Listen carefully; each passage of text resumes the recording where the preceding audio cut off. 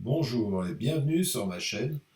Euh, Petit tuto pour expliquer l'intérêt du mock-up et comment s'en servir avec Photoshop pour réaliser des objets personnalisés, pour présenter des logos, pour éventuellement présenter vos réalisations sur le web. Tout ça en quelques clics grâce à la fonction calque dynamique, objet dynamique. Donc à tout de suite pour ce petit tuto très court, très simple et qui j'espère vous sera utile. Donc, comment fonctionnent les mock-ups? Ils fonctionnent tout simplement en utilisant les objets dynamiques de Photoshop. Les objets dynamiques, si on veut simplifier, c'est un fichier dans un fichier. Ici, j'ai bien un fichier qui s'appelle OBFJDK1, euh, qui est un point PSD, donc un point Photoshop. Si je double-clique sur celui-ci, il est marqué logo edit 10, hein. Ok, je me retrouve bien avec un fichier qui s'appelle PSB, comme bravo, et non pas PSD. Ce point PSB, c'est l'objet dynamique qu'on va pouvoir modifier sans aucune limite réellement. Je vais le fermer, l'enregistrer, et quand il est enregistré, il va s'intégrer au fichier de base. Si je fais fichier, importer et incorporer, je vais reprendre, alors ce coup-ci, tiens, je vais prendre, je ne sais pas ce que c'est cette image. Rode. Allez, je vais prendre Rode. Importer. Voilà. Ah oui, c'était un matin fluide pendant les jours de grève. Ok, je prends cette image. Je vais faire un clic droit ici. Je vais la convertir en objet dynamique. On n'est plus en calque dynamique, mais on est en objet dynamique. Si je double-clique, maintenant, ce n'est plus un fichier JPEG, c'est un fichier PSB. C'est bien un objet dynamique. Et cet objet dynamique, je vais pouvoir, par exemple, faire un rectangle. On va le remplir. Je vais pouvoir faire un rectangle, par exemple. Je crée un nouveau calque, je le remplis. C'est la couleur de premier plan. Voilà, place. Et je vais fermer ici. Voilà, mon objet a été transformé. Mon objet dynamique, il prend bien les deux éléments. Je peux revenir dessus. Je peux baisser son opacité. Le positionner à cet endroit-là. Je ferme, j'enregistre. Voilà, je retrouve toujours la même chose. De la même façon, je pourrais, si je voulais modifier cet objet dynamique, comme on avait vu,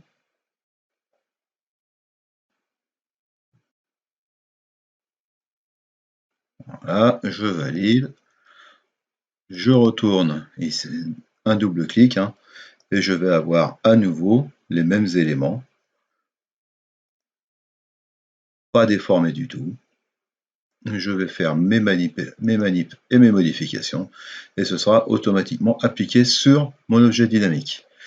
C'est donc cette capacité-là de Photoshop qui est utilisée dans les mock-ups. Donc, je n'enregistre pas ça, bien sûr. Si je prends ce mock-up, qui est un mock-up de t-shirt, que j'ai trouvé sur Freepik, me semble-t-il. On ira regarder ensemble. Si je prends ce t-shirt, au départ, le design, il était là. Donc, si j'enlève, voilà, je ferme. Voilà, là j'ai bien le design du t-shirt, j'ai le design de l'étiquette. Donc ça, tout ça, je peux le modifier. Alors j'avais déjà importé Popeye, je vais garder Popeye. Ici, c'est un guide. Donc le fournisseur de ce mock-up gratuit avait carrément mis un guide du t-shirt, histoire qu'on ne déplace pas quand on positionne notre logo. Voilà, ici on est pas mal. Je ferme. Ah non, je ne ferme pas. Comme je n'ai pas fait ce qu'il fallait, juste je vais le repositionner.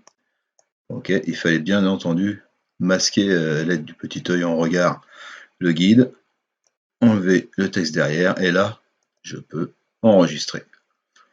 Ok, j'ai changé de t-shirt. Pareil en dessous, tag, c'est l'étiquette. Alors l'étiquette, je dois avoir un autre fichier, me semble-t-il.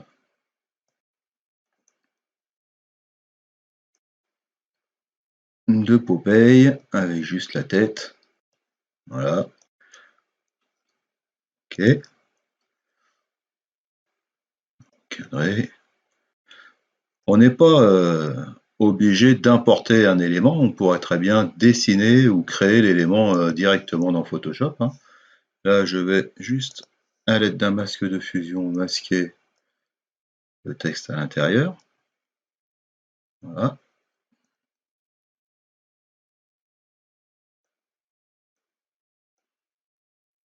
Ok, ceci étant fait, je ferme, j'enregistre et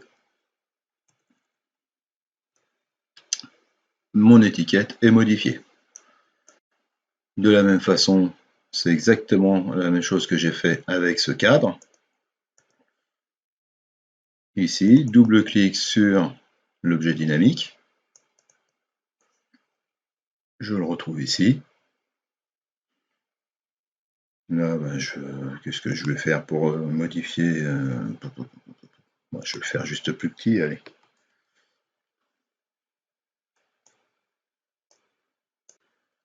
Voilà. Je valide. Allez. CTRL-J pour le dupliquer. CTRL-T pour le retourner. Ouais, on va dire que je fais une carte, je valide, je ferme, j'enregistre bien sûr, et mon poster est modifié automatiquement. Pour le mug, hein, c'était exactement la même chose. Donc des mock-ups, vous allez pouvoir en trouver assez facilement. Sur Freepik, qui est pareil, un excellent site de ressources. Freepik, je vais simplement aller dedans, je vais taper mockup. Et je vais avoir des tas de possibilités pour présenter par exemple des modèles de cartes de visite, pour présenter un logo en forme de maquette sur le mur, pour présenter un logo dans une plaque d'identification d'immeuble de bureau. En fait, tout est absolument possible. Si je vais prendre celui-ci, voilà.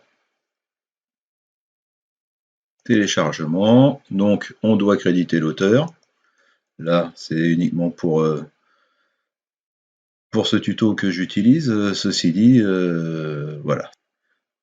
C'est bien de signaler que le visuel provient de chez Freepik, afin qu'il continue de nous en fournir toujours d'aussi bonne qualité. Ok, il est téléchargé, on va l'ouvrir. Clic. Voilà. Donc ici, j'ai bien mon logo. Alors, je n'ai pas vérifié avant comment il fonctionnait. Regardez, les effets spéciaux. Donc, je pense que c'est dans Glass, voilà. Play sur Design, Design Here. Donc, double-clic. Là, j'ai un exemple. Et ben, on va reprendre Popeye. Hein. J'ai importé et incorporé. Je prends Popeye, importer. Voilà. Je vais faire un petit peu plus grand du coup. Peur. Je valide la modification. Je masque celui d'en dessous. C'est bien un fichier PSB. Je ferme. J'enregistre. Et voilà. Donc là, les effets ne sont pas extraordinaires sur ce type d'éléments. Hein. C'est plus pour un logo. Après, je pense qu'on peut jouer pas mal sur les effets. Qu'est-ce qu'il va y avoir ici? Ça, c'est un effet d'ombre. Voilà. On a un filtre dynamique qui concerne les teintes de saturation. On peut remettre peut-être un peu de saturation, baisser un peu de luminosité. Essayer de retrouver la teinte, ce qui ne va pas être évident. Voilà. Et on va pouvoir obtenir, pareil, un autre logo en couleur sur la plaque. L'effet est moins intéressant, c'est pas prévu pour. Donc voilà pour les calques dynamiques, les mock-ups. J'espère que ça vous sera utile pour des présentations diverses et variées. C'est toujours intéressant, ça fait quelque chose de beaucoup plus propre. et c'est assez séduisant.